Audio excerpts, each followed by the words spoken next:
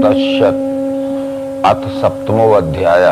अब भगवत गीता का ज्ञान विज्ञान योग नामक 7वां अध्याय प्रारंभ करते हैं। अभी तक हमने पहले अध्याय से लेकर 6वें अध्याय तक क्रमशः भगवत गीता की अध्याय संगति और तदनुसार उसमें निर्देशित विषयों को समझा। 6वें अध्याय का नाम आत्मसंयम योग था। जब तक शरीर, इंद्रियां, मन, बुद्धि और चित्त पूर्ण अनुशासित या एकाग्र नहीं होते हैं, निर्मल नहीं होते हैं, तब तक आत्मानुभूति यानी परमात्म दर्शन होना संभव नहीं है। इसलिए 6वें अध्याय में आत्मसंयम समझाने के पश्चात 7वें अध्याय में ज्ञान विज्ञान योग की विधि से विश्व ही परमात्मा है, यह निरूपण बोध भगवान श्री कृष्ण ने शुरू किया। अतः हम सबको चाहिए कि हमारे शरीर, इंद्रियां, मन, बुद्धि, चित्त आदि को पूर्ण रूप से अनुशासित, एकाग्र और निर्मल करके, शुद्ध करके और फिर परमात्म दर्शन की हम तैयारी करें। ये 7वां अध्याय जहाँ से प्रारंभ होता है भगवान श्री कृष्ण के उद्बोधन से।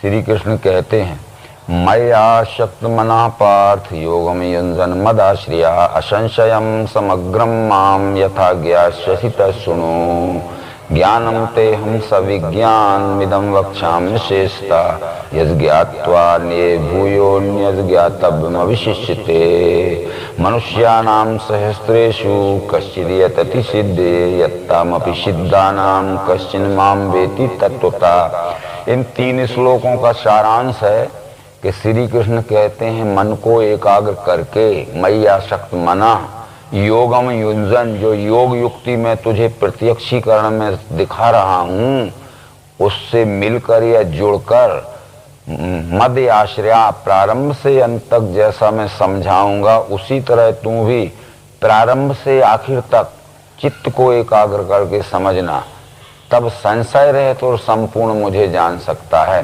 संशय रहित का अर्थ है मैं जैसा हूँ वैसा, और संपूर्ण का अर्थ है जितना हूँ उतना।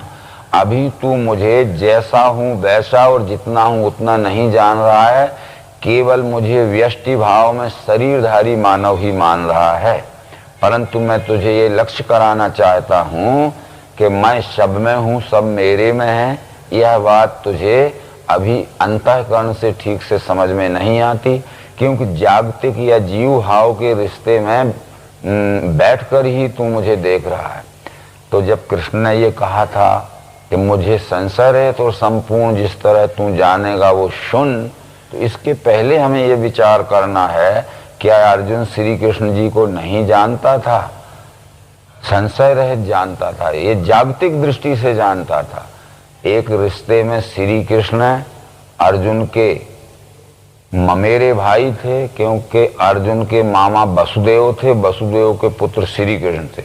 दूसरा रिश्ता भी अर्जुन श्री कृष्ण का था। श्री कृष्ण की बहन सुभद्रा अर्जुन को ब्याही थी, जिसके पुत्र अभिमन्यु थे, इसलिए अर्जुन के श्री कृष्ण शाले भी थे। तब फिर पहचानने में क्या अंतर थी?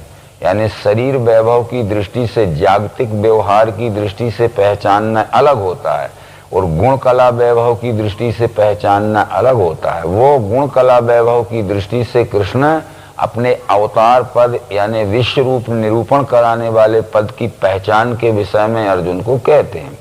वो विज्ञान युक्त योग ज्ञान के द्वारा ही मेरी पहचान होती है, केवल शब्दों में कहने से पहचान नहीं होती है।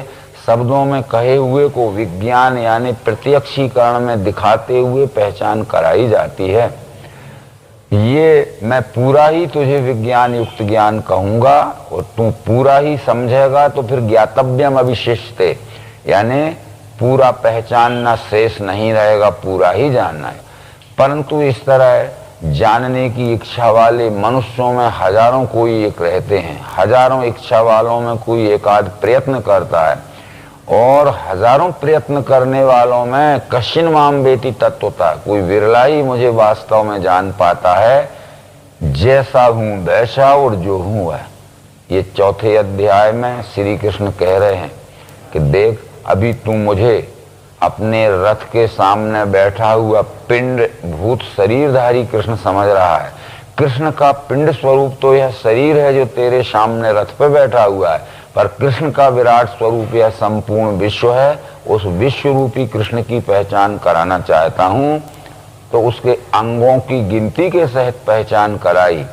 पृथ्वी जल अग्नि वायु आकाश मन और धी अहंकार, यही मेरे प्रकृति के 8 अंग हैं। पृथ्वी जल अग्नि वायु आकाश, इन 5 महाभूतों का जितना भी आदि अंत मध्य रहत विस्तार है, और इनमें सत रज तम ये 3 गुण व्याप्त हैं। ये 5 तत्व और 3 गुण की अखंड एकात्मता का आदि अंत मध्य रह चराचर दिखने वाला यह मेरा साकार स्वरूप है। ये साकार के ही अनेक नाम अनेक ऋषियों ने कहे हैं। भगवत गीता के 13वें अध्याय में कहा है कि गाया है ऋषि छंदों ने इसे नाना प्रकार से, कहा है दृढ़ युक्ति से पदों में ब्रह्मसूत्र ने। अनेक ऋषियों ने संतों ने अपने अपने देश कालोचित भाषा में इस सगुण या साकार के क्षेत्र अपरा क्षर आदि बहुत से नाम कहे हैं, परंतु वो सब नामों का अर्थ 5 तत्व 3 गुण की अखंड एकात्मता में जुड़ा हुआ ये विश्व ही परमात्मा का साकार स्वरूप है। इसको अपरा इसलिए कहा कि ये परिवर्तनशील है, रूपांतर होने वाला है, स्थायी नहीं रहता है, बदलता रहता है। परंतु बदलते हुए भी यह रहता है, इसलिए परा यानी स्थायी है।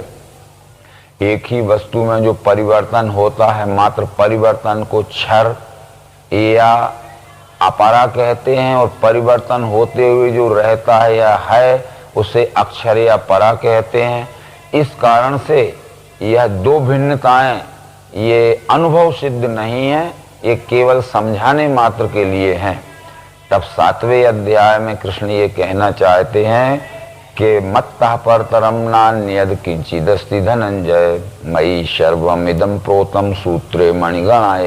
ये संपूर्ण विश्व में मैं ही मैं हूँ, मेरे सिवाय अन्य कुछ दूसरा नहीं है। मयि सर्वम इदं प्रोतम सूत्रे मणिगणाय, भी संपूर्ण विश्व को मैंने अपने में ओत प्रोत कर लिया है, जैसे सूत में मणि सूत के।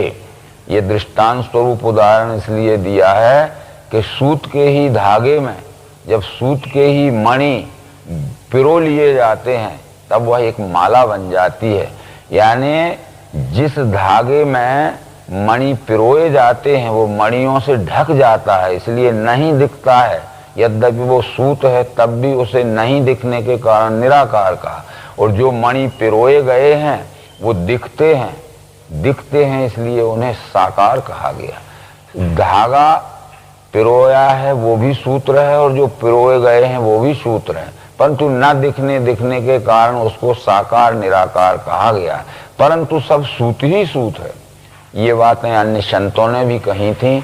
जैसे कबीर ने कहा था कि वो अलख पुरुष जो परमात्मा है, अलख पुरुष ने किया विचारा, लख 84 धागा डारा, 5 तत्व की गुदड़ी बीनी, 3 गुणों से ठाड़ी कीनी, तामे जीव ब्रह्मरु माया समर्थ ऐसा खेल बनाया। अलख पुरुष कहते हैं उस विश्वरूप परमात्मा ने जब सृष्टि रचना का अपना संकल्प निर्धारित किया तो लख 84 धागा डाला, 84 लाख योनियों में धागा यानी डोरा फैला दिया। 5 तत्व की गुदड़ी बीनी, 3 गुणों से ठाड़ी कीनी, 5 तत्वों का खड़ा और 3 गुणों का आड़ा धागा डाल के फंसा दिया, वो एक वस्त्र बन गया। तामे जीव ब्रह्म माया, उसी में जीव है, ब्रह्म है और माया है। ये माया क्षर है, जीव अक्षर है और ब्रह्म पुरुषोत्तम है कबीर के सिद्धांत से। तब उनका व्यापार कपड़े का था, इसलिए कपड़े पर उन्होंने ब्रह्म ज्ञान घटाया है, कहीं धातु पर घटाया गया है।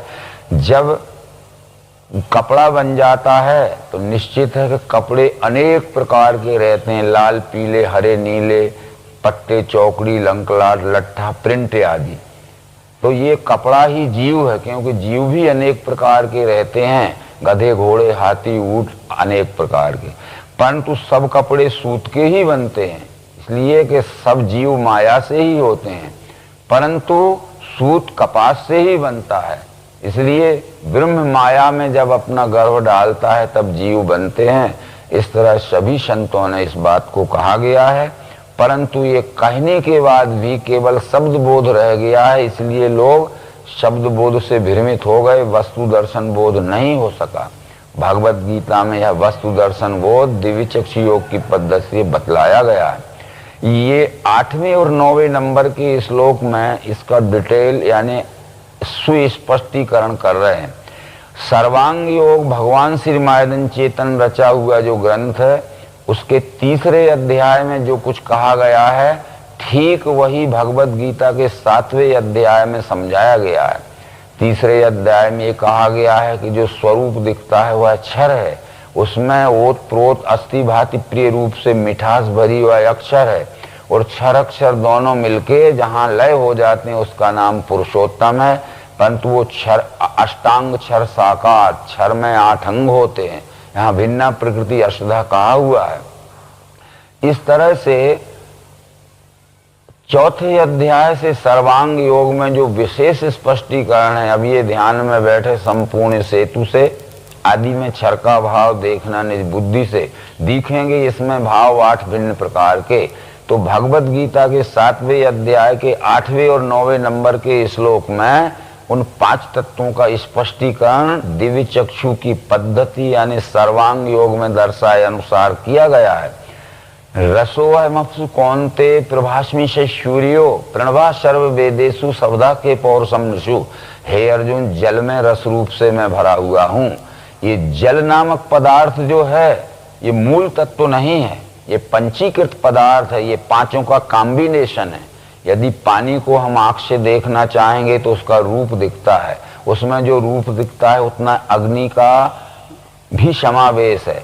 जल को हम हाथ से छुएंगे तो स्पर्श होता है, उसमें जो स्पर्श होता है उसमें वायु का अंश भी समावेश है। उसको हम बजाएंगे तो आवाज आएगी थप थप, तो उसमें आकाश का गुण शब्द भी समावेश है।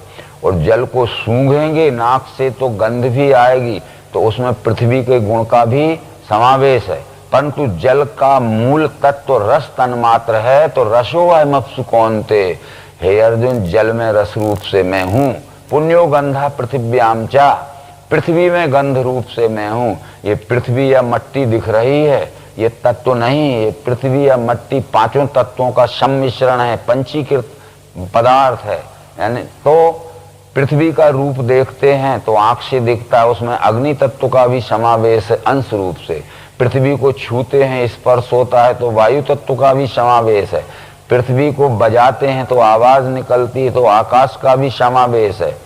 और पृथ्वी को हम जीभ से चखते हैं तो उसमें स्वाद या रस आता है, कैसा भी या जल का भी समावेश। परंतु पृथ्वी का मूल तत्व जो है तन्मात्र स्वरूप सूक्ष्म तत्व है, वो गंध तन्मात्रा है। इसलिए पुण्यो गंधा पृथ्व्याम चा, यदि संपूर्ण सृष्टि रचना में पृथ्वी तत्व को देखना है तो गंध रूप से देखा जा सकता है। संपूर्ण चराचर के आदि अंत मध्य रहित रचना में जल तत्व को देखना है तो जीव से चख के रस तन्मात्र के रूप में देखा जा सकता है। संपूर्ण चराचर में अग्नि नामक तत्व को देखना है तो खुली आंख से स्पार्किंग या जो चमक है वो रूप तन्मात्रा से दिख सकती है। इस तरह से ये तत्वों का वहाँ निरूपण है, वो सर्वांग योग में बतलाया गया है। तो इसके लिए कोई पिंड स्वरूप अधिष्ठान अपने सामने अपने को रखना पड़ेगा, ताकि एक एक कण से अपने से संपूर्ण चराचर को हम प्रत्यक्ष प्रयोग में देखकर जानकर एकात्मता में मिला हुआ जुड़ा हुआ अभिन्न अनुभव कर सकें। तो ये पिंड स्वरूप अधिष्ठान जो हमने लिया है, यदि इसमें पृथ्वी देखना है तो पृथ्वी का गुण गंध है, पृथ्वी की बनी हुई क्रियाशील ज्ञानेंद्रिय नाक से सूंघ के देखना पड़ेगा। इसी तरह संपूर्ण विश्व में गंध रूप से पृथ्वी है। इसमें यदि जल तत्व देखना है तो जल का गुण रस है, जल की क्रियाशील ज्ञानेंद्रिय जिह्वा से चख कर प्रयोग करके देखना, जो स्वाद आता है या रस आता है वो रस रूप से जल तत्व संपूर्ण विश्व के चराचर विस्तार में फैला हुआ है। इसी में यदि हमें आकाश तत्व देखना है तो आकाश का गुण शब्द है, आकाश की क्रियाशील ज्ञानेंद्रिय कान है। इस पदार्थ को प्रयोग के ठोक बजा के देखेंगे तो अवश्य हमें इसमें शब्द आएगा। इसी तरह सब जगह हम ठोक बजा के चराचर सृष्टि के आदि अंत मध्य रहित विस्तार में देख सकते हैं। और इसमें अगर हमें पृथ्वी का गुण गंध देखना है तो तो अवश्य इसको नाक से सूंघ के देखेंगे। इस त्वचा, वायु का गुण स्पर्श देखना है तो त्वचा से छू के देखेंगे। ये शब्द गुण से आकाश, आकाश की बनी हुई क्रियाशील ज्ञान इंद्रिय से प्रत्यक्ष प्रयोग करने पर दिखता है, ठोकने बजाने पर दिखता है। इस तरह पंच महाभूतों को हम अपने पंच तत्वों की बनी हुई ज्ञान इंद्रियों के द्वारा प्रत्यक्ष प्रयोग में प्रैक्टिकल करके देख सकते हैं। यदि प्रयोग हमने नहीं किया तो ये पंच तत्व हर जगह व्याप्त रहते हुए भी हमें दिखने वाले नहीं हैं। जैसे मैंने पूछा कि इस पदार्थ में शब्द है या नहीं आकाश का गुण, तो हम ये मानते हैं, पर पूछा कि आपको सुनाई दे रहा है तो नहीं, पर जब प्रयोग किया तो बराबर ये शब्द गुण से आ। जो अव्यक्त रूप से है शब्द वह प्रयोग करते ही व्यक्त, जो सूक्ष्म रूप से है शब्द वह प्रयोग करते ही स्थूल, और जो निराकार है शब्द यहाँ वही प्रयोग करते ही साकार रूप में दिखने लगता है। इस तरह से हमने जो निराकार रूप से पंच शब्द स्पर्श रूप रसगंध तत्व सब में व्याप्त हैं, आदि अंत मध्य रहित चराचर में, वो हमने प्रयोग करके उनको प्रत्यक्षीकरण में साकार में देख लिए। साकार के ऊपर निराकार, निराकार के ऊपर साकार परस्पर भाष्य भाषक हैं और परस्पर अवलंबित हैं, परंतु वो बिना प्रयोग किए ये रहते हुए भी नहीं दिखते हैं।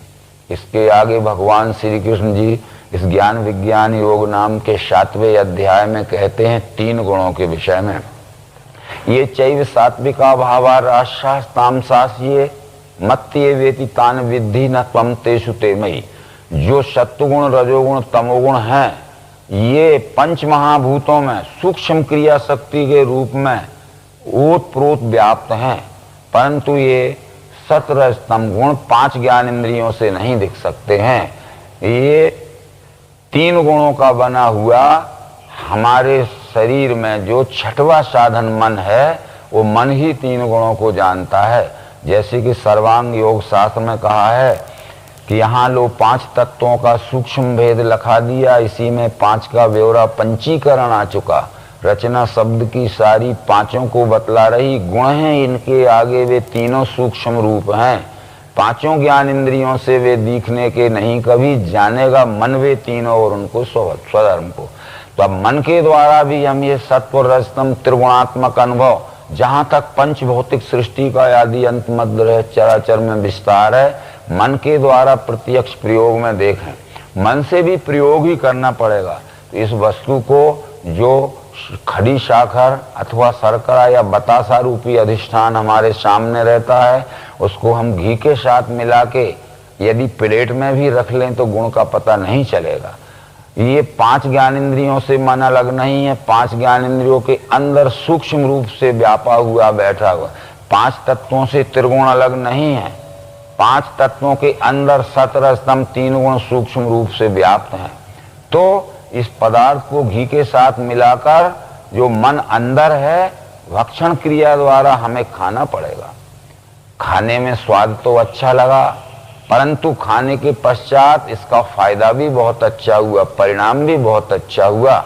उपयोग से लेकर परिणाम तक, शुरू से लेकर आखिर तक, जिस वस्तु का संग करने से हमारे मन को अच्छा ही अच्छा अनुभव आता है, वह वस्तु का सत्वगुण है। ये अध्यात्मविद पुरुषों ने, तत्वदर्शी पुरुषों ने इस तरह प्रयोग में प्रत्यक्ष देखकर ही कहा है। परंतु इसी मिश्री नामक या खड़ी शक्कर नामक पदार्थ को हम पीसकर पानी में मिला के शरबत बना ले तो भी गुण का पता नहीं चलेगा। इसके पीने पर अगर हमारी 1 गिलास पीने पर प्यास नहीं मिटती है तो 2-3 गिलास पीते हैं, तो पीते समय शरबत स्वाद में तो अच्छा ही लगता है, परंतु पीने के पश्चात हमारे मन के ऊपर कुछ बुरा असर पड़ता है। बुरा असर पड़ता है, वो उपयोग में अच्छा, परिणाम में कुछ बुरा। सर्दी जुकाम खांसी खराश गले में दर्द होता है। उपयोग में अच्छा, परिणाम में बुरा। पहले कुछ अच्छा, बाद में कुछ बुरा। ऐसा अच्छा बुरा मिलवा अनुभव जब हमारे मन के ऊपर आता है, उसको शास्त्रीय भाषा में तत्वदर्शी ऋषियों ने रजोगुण कहा। जिस वस्तु का संग करने से कुछ अच्छा कुछ बुरा अनुभव हमारे मन को आवे, वह किसी भी वस्तु का रजोगुण समझ लेना चाहिए। परंतु ये मिश्री नामक पदार्थ जो सॉलिड है, डल्ला है, ठोस है, जब हमने निरा चबाया तो हमारे दांतों में धक्के टक्कर लगी, हमारे मसूड़ों का मांस छिलेगा, चबाने में कष्ट होगा। और चिकित्सा शास्त्र के सिद्धांत से निरे शक्कर का गुण ऊष्मा बढ़ाना है। ये अंदर पेट में जाते ही इसका दुष्परिणाम, ये पेट में डाह जलन होता है, हाथ पांव में दर्द होता है, सिर में दर्द, सिर में चक्कर आना, अनेक प्रकार के दुखदाई परिणाम दिखते हैं। उपयोग से लेकर परिणाम तक, शुरू से लेकर आखिर तक, संसार की किसी भी वस्तु का संग करने से जो हमारे मन को बुरा ही बुरा अनुभव आता है, उसको शास्त्रीय भाषा में तत्वदर्शी ऋषियों ने तमोगुण कहा। इस तरह हम संसार की सभी वस्तुओं में मन के द्वारा संग करने पर त्रिगुणात्मक अनुभव कर सकते हैं, ये निश्चित है। बस इसके सिवाय तीन गुणों को पहचानने के लिए हमारे पास कोई भी ये प्रैक्टिकल डिमॉन्स्ट्रेशन का साधन नहीं है। अगर हम इस तरह प्रयोग में प्रत्यक्ष करके न देखेंगे तो गुणों की पहचान ही नहीं हो सकती। भगवत गीता के 18वें अध्याय के 40वें श्लोक में श्री कृष्ण ने कहा है कि प्रकृति से होने वाले गुणों से तीन मुक्त है। ऐसी वस्तु धरती में, सुरों में, स्वर्ग में नहीं, तीनों लोक में खोजने पर भी जहां तक पंचतत्वात्मक रचना है, कोई ऐसी वस्तु नहीं मिलेगी जिसमें तीन गुण ना हो। पर संग करेंगे तब मन ही तीन गुणों को पहचानेगा, क्योंकि मन पर प्रत्यक्ष अनुभव आता है। इसके दूसरे उपाय ये भी है, यद्यपि ये जल्दी गुणों का परिणाम देखना है तो जल्दी ही वस्तु का संग हमें करना पड़ेगा, परंतु गुणों की सूक्ष्म क्रिया शक्ति नेचुरल अपने आप परिवर्तन होती, क्योंकि ये तीन गुण ही उत्पत्ति, स्थिति, लय का कारण होते हैं। ये परिवर्तन प्रकृति के गुणों की कार्य स्वरूपणी लीला है। यदि हम किसी कारण से बीमार हो जाते हैं तो हम डॉक्टर के पास जाते हैं। डॉक्टर हमारा परीक्षण करके हमें टैबलेट्स लिख देते हैं। हम टैबलेट्स एक स्ट्रिप में खरीद के लाते हैं। स्ट्रिप में यह दवा सन 1991 के जनवरी में बनी है और यह दवा जनवरी सन 1994 में एक्सपायर हो जाएगी। उसको हाथ मत लगाना, अलमारी में रख देना। धीरे धीरे धीरे धीरे सन 91 जनवरी की बनी हुई दवा सन 1994 के जनवरी में उसका गुण बदल जाएगा। म्याद जाने के बाद दवा खाओगे तो रिएक्शन हो जाएगा और म्याद के अंदर दवा खाओगे तो सुखदायी परिणाम होगा। अतः गुण प्राकृतिक ही बदलता है, परंतु जल्दी गुणों का परिवर्तन देखना है तो अवश्य ही अपने ये स्थूल मन से, यानी क्रियाशील मन से उस वस्तु का जिसमें प्रसुप्त अवस्था में तीन गुण संग करके देख लीजिए, तुरंत ही परिणाम का पता लग जाएगा। इस तरह से ये तीन गुण भी भगवत गीता के 7वें अध्याय में बतलाए गए हैं, जो हैं सतोगुणी भाव, जो हैं राजस्तामसी। मेरे में ये न मैं इनमें, जानो ये मुझसे हुए। ये सत्वगुण, रजोगुण, तमोगुण और शब्द, स्पर्श, रूप, रसगंध, 5 तत्व, ये सब मेरे साकार स्वरूप में है, मेरे साकार स्वरूप के आधारित हैं। साकार स्वरूप इनके आधारित नहीं है। यदि साकार नहीं है तो ये 8 अंग रह ही नहीं सकते हैं। यदि साकार है तो उसमें ये 8 अंग समुच्चयता से जुड़े हुए रहते हैं, इस कारण से कहा। परंतु आगे कृष्ण कहते हैं कि जो हैं इन तीन गुणों के ही भावों में सब जगत ये भूला है, इससे भूला मुझे अव्यय श्रेष्ठ को। इन तीन गुणों की संपूर्ण विश्वव्यापी पहचान मन के द्वारा प्रत्यक्ष संग करके जो नहीं देखते हैं, तो तीन गुणों के विकारों में ये अज्ञानी लोग फंस जाते हैं। त्रिगुणात्मक भाव, ये सत्वगुण का विकार स्वरूप काम है, रजोगुण का विकार स्वरूप लोभ है, तमोगुण का विकार स्वरूप क्रोध है। इसलिए काम, क्रोध, लोभ, मोह, मद, मत्सर में तीन गुणों के विकारी भावों में ये सब सृष्टि के मानव भूल गए हैं। इसलिए इन्हीं में सुख दुख के झोल में पड़े हुए सुख दुख भोग रहे हैं। इन मुझ अव्यय श्रेष्ठ को भूल गए, यानी मेरे साकार स्वरूप के अंतर्गत ये 5 तत्व तीन गुण हैं, ये न समझ के केवल गुण लीला में ही फंस गए। ये नर्मदा की आरती में भी समझाया है श्री कृष्ण ने कि ब्रह्मा विष्णु सदाशिव यह गुण सुत तुमरे, जो हैं करता धरता हरता रूप धरे, तिनको गावत ध्यावत सुत तुमरी विश्रे। इस कारण जग डूबा सुख दुख में गहरे। इन तीन गुणों के ही भावों में सब जगत ये भूला है, इससे भूला मुझे अव्यय श्रेष्ठ को। यहाँ तीन गुण बतलाते हुए अंत में जैसा कि सर्वांग योग शास्त्र कहता है कि देवी गुणमयी मेरी यह माया अपार है, मुझे ही भजते हैं जो वे इसके पार हो सकें। बस यही बात ये भगवत गीता में भी आई कि शब्द स्पर्श तथा रूप रस गंध गुण त्रय, आठों का जो लय स्थान साम्यावस्था जिसे कहें, परंतु जब ये समान अवस्था में सूक्ष्म रूप में विलय रहते हैं तब उसका नाम साम्यावस्था है। पर प्रयोग करने पर जब ये स्थूल रूप में पृथक पृथक दिखने लगते हैं तब उसे अष्टधा प्रकृति कहते हैं। तब सर्वांग योग में कहा था कि अब ये ध्यान में बैठे संपूर्ण सेतु से आदि में क्षर का भाव देखना निज बुद्धि से दिखेंगे। इसमें भाव 8 भिन्न प्रकार के ये रूपांतर पाते हैं, चक्राकार सदैव देखने पर दिखते हैं। जैसे इस छोटे से टुकड़े में, इस रेगजीन के छोटे से टुकड़े में देखने पर 8 भाव दिखेंगे। ये शब्द गुण से आकाश दिखेगा, स्पर्श गुण से त्वचा से छूने पर वायु दिखती है, रूप गुण से आंख नेत्र से देखने पर अग्नि का स्वरूप दिखता है, रस गुण से जल जिह्वा के द्वारा, और गंध गुण से पृथ्वी नासिका से सूंघ के देखने पे दिखती। नहीं देखते हैं तब भी इसमें ये सब अंग अभिन्न रूप में लय हैं, पर देखने पर 8 भिन्नताएं जब दिखती हैं तो उसको अष्टधा प्रकृति कहते हैं। वैसे 8 भिन्नताएं अखंड एक रूपता में जब तक विलय रहती हैं तब उसको गुण साम्या कहते हैं। अतः गुण साम्या की क्रिया का क्षर और क्रिया करते ही भिन्न भिन्न 8 भाव दिखना, ये अष्टधा प्रकृति नाम दिया गया है। ये सब बातें भगवत गीता के इस अध्याय में समझाई गई हैं, परंतु वो पिंड स्वरूप अधिष्ठान रख के और उस ब्रह्मांड के वस्तुओं को मिलान करके देखना है। आगे जो भगवत गीता का आशय आता है वो कहते हैं कि नाहम प्रकाशा सर्वस्व योग माया समावृता मूढ़ो अयम नाभिजानाति लोको माम जम्भयम।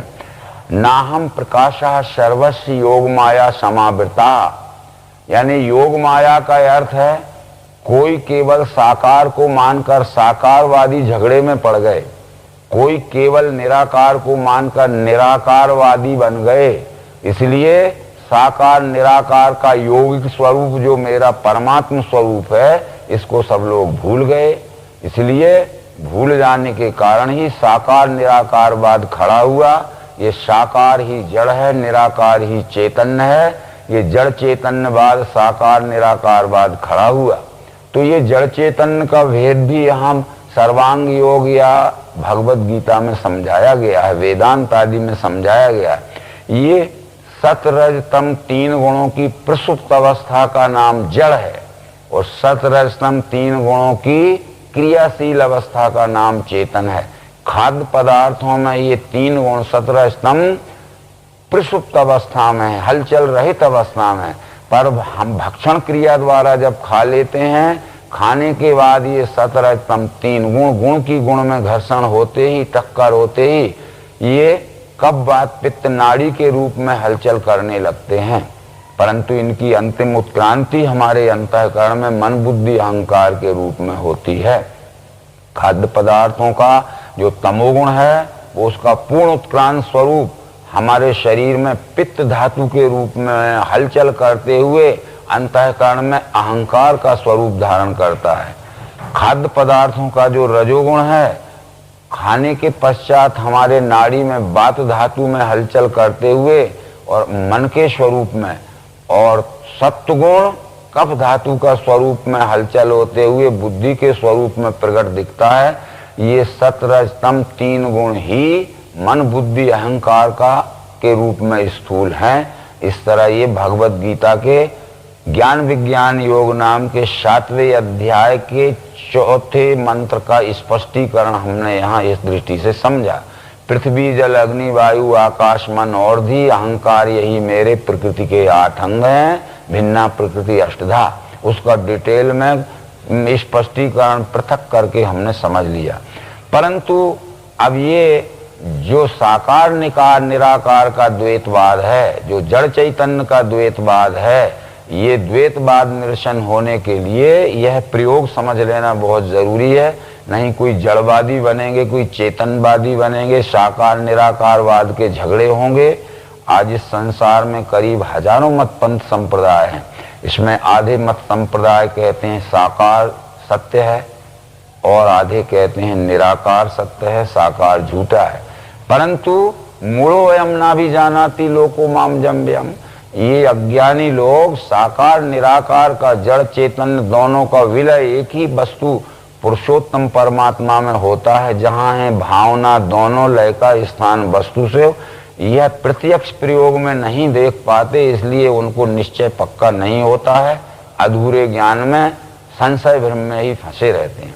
इसके पश्चात आगे वो कहते हैं कि ढका है छिपा हूं योग माया से, सबों को दिखता नहीं, मूढ़ लोग नहीं जाने मुझको अव्यय, और देवी गुणमयी मेरी यह माया अपार है, मुझे ही बचते हैं जो इसके पार हो सकें। ढका है ज्ञान माया से आसुरी वृत्ति हो चुकी, नराधम दुराचारी मूढ़ मुझको नहीं बजे। न माम दुष्कृतनो मूढ़ा प्रपदन्ते नराधमा, मायाप हृत ज्ञाना आसुरम भाव माश्रिता। इससे आशा है कि अविद्या माया से जिनका ज्ञान ढक चुका है, ऐसे अधम पुरुष दुराचारी मनुष्य इस विश्वरूप परमात्मा को नहीं जानते। अविद्या माया का अर्थ है अज्ञान और विद्या का माया का अर्थ है विज्ञान। तो अविद्या के अंधेरे में जो पड़े हैं उनको साकार निराकार का भेद मालूम नहीं होता है अज्ञान के अंधकार के कारण, और जो विद्या माया के यानी विज्ञान के प्रकाश में आ गए हैं उन्हें साकार निराकार की अखंड एक रूपता विश्वरूप परमात्मा में ये दिखती है। तब वेदों में भी ये बात जरूर बतलाई गई है। आयुर्वेद के 40वें अध्याय का नाम ईशावास उपनिषद है। उसमें कहा है अंधम तमा प्रविशन्ति अविद्यामुपास्ते ततो भूयिवते तमो या विद्या अमृता। जो अज्ञानी हैं, जो अविद्या में पड़े हैं, वो गहरे अंधकार में गिरते हैं, और जो ज्ञानी हैं, केवल शब्द ज्ञानी हैं, वो अज्ञानियों से भी ज्यादा गहरे अंधकार में पड़ते हैं। परंतु शब्दों में कहे हुए को जो प्रत्यक्षीकरण में देख लेते हैं, अविद्याम मृत्युम तीर्थवा विद्या मृत्यु सुनते, अविद्या के अंधकार से द्वैत भ्रम के पार जाकर जो विद्या के यानी विज्ञान के प्रकाश में आ जाते हैं, तो अमृत असुनते, वो संशय भ्रम से छूटकर अमृत को प्राप्त होते हैं। अतः यह विद्या क्या है? अध्यात्म विद्या, विद्या नाम, ये दिव्य चक्षु योग को ही अध्यात्म विद्या कहा गया है। तो इस तरह से ये मुझको भजते हैं भरत श्रेष्ठ पुण्यवान, ज्ञानी जिज्ञासु अर्थार्थी, 4 प्रकार से। ये ज्ञानी जिज्ञासु अर्थार्थी और आर्थ, इस तरह 4 प्रकार के भक्त इस संसार में मिलते हैं। आर्थ या निरे अज्ञानी या तमोगुणी है। अर्थार्थी ये अपने अनेक प्रकार के सुख भोगों के मनोरथ पूरा करने के लिए जो अनेक पाठ पूजा पाठ पुरस्चरण करते हैं, ये ज्ञानी हैं। परंतु जो जिज्ञासु हैं वो विज्ञान की सीमा में तो पहुंच गए हैं, यानी परमात्मा जानने के इच्छुक हैं, परंतु उनको युक्ति नहीं मिलती है और स्वयं के बुद्धि में विवेक नहीं रहता है। तो जिज्ञासा रहते हुए भी वो मत पंथ संप्रदाय में फंस सकते हैं। जैसे एक उदाहरण दिया जाए कि हम स्वर्ण धातु के खरीदने के इच्छुक हैं, परंतु स्वर्ण धातु की हम परख नहीं जानते हैं, तो हम गलत भी खरीद सकते हैं। इसलिए जिज्ञासु परमात्मा को जानना चाहता है, पर स्वतः की पारख बुद्धि न रहने से, विवेक बुद्धि न रहने से वो गलत मत पंथ में भी फंस सकता है। इसलिए या तो पारखी तत्वदर्शी सदगुरु के द्वारा पहचान कर ले, अथवा परखने की विवेक बुद्धि स्वयं प्राप्त कर ले, तब वो ज्ञानी हो सकता है। इसलिए ये 3 प्रकार के भक्तों की भी श्रेष्ठता बतलाते हुए कृष्ण जी ने ये कहा कि ये सब श्रेष्ठ हैं, इनमें ज्ञानी मेरा स्वरूप है, मेरे में मिलके भी वो प्रेम से मुझको भजे। ये तब उत्तरोत्तर एक दूसरे की अपेक्षा एक दूसरा श्रेष्ठ है, परंतु ज्ञानी तो मेरा ही स्वरूप है, क्योंकि ज्ञानी ये जानता है कि ये विश्व ही परमात्मा है और परमात्मा में अभिन्नता का अनुभव करके स्वकर्म द्वारा अपने ही सुख शांति के लिए अपने ही सहज संपूर्ण प्राणी मात्र के रूप में दिखने वाले विश्व रूप की सेवा करता है। ज्ञानी की पहचान भी इस 7वें अध्याय में कराई गई है। बहु नाम जन्मना मनते ज्ञानवान माम प्रपद्यते वासुदेवा सर्वमम इति स महात्मा सुदुर्लभा। ज्ञान में अनेक बहुत जन्म लेने के पश्चात ये निश्चय होता है कि यह संपूर्ण विश्व परमात्मा है। एक दो जन्म ज्ञान में लेने पर कभी सत्य है कभी मिथ्या है, ऐसा अनेक प्रकार का संशय भ्रम रहता है। ज्ञान में अनेक जन्म लेने के पश्चात ज्ञानी को ये निश्चय पक्का होता है कि सर्वम इति वासुदेवा, यानी सर्वम इति यानी सर्व है, वासुदेव यानी परमात्मा। ये परमात्मा का एक नाम वासुदेव भी है, क्योंकि पुराणों में इसके अर्थ स्पष्ट किया गया है। सर्वाणि तत्र भूतानि वसन्ति परमात्मनि भूतेषु वसुना देव वासुदेवस्तथा स्मृता। जो संपूर्ण चराचर सृष्टि में वास करता है या संपूर्ण चराचर सृष्टि को अपने में वास कराता है, सब में वास करने वाला या कराने वाला देव ही वासुदेव है। तो वासुदेवा सर्वमिति, ये ज्ञान का जब विज्ञान में परिवर्तन हो जाता है, ज्ञान का जब विज्ञान स्वरूप हो जाता है, शब्दों में कहे हुए को जब प्रत्यक्षीकरण में देख लेता है, तो विश्व ही परमात्मा, ये निश्चय उसका पक्का हो जाता है। इस तरह से जो 3 प्रकार के भक्त कहे गए थे, आर्त, अर्थार्थी और जिज्ञासु आदि, तो कहते हैं कि ये अनेक कामना वाले मूर्ख अपने स्वभाव से पूजें अनेक देवों को, उनके नियम आचरण है। आर्त उसे कहते हैं कि इसके प्रारब्ध में बुरे कर्म करने के परिणाम स्वरूप जो दुख हुआ है, तो वो अनेक प्रकार के प्रारब्ध से दुख से छूटने के लिए किसी न किसी देवता की, हनुमान की, कहीं दत्त की, तो कहीं किसी देवी की, तो कहीं अमुक देवता की प्रार्थना में लगा हुआ है।